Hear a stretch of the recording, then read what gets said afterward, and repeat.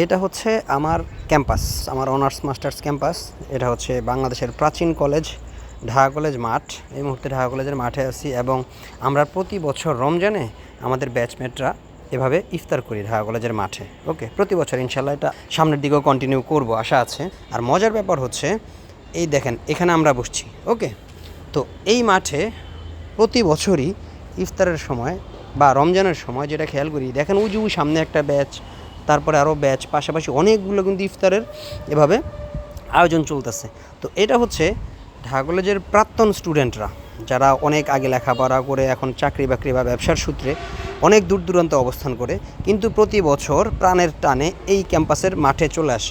তো এই জিনিসটা আমার কাছে খুবই ভালো লাগে এবং আমরা আমাদের সকল বন্ধুরা খুব এনজয় করি ব্যাপারটা। এবং হলগুলোতে গিয়ে তখনকার সময়ে যারা ডাইনিংয়ে ছিল বা যে চায়ের দোকানে যে মামারা ছিল তাদেরকে যখন পরিচয় দিই এবং খোঁজখবর নেই, কুশল বিনিময় করি, তারা এত খুশি হয় চিন্তা করতে পারবেন না।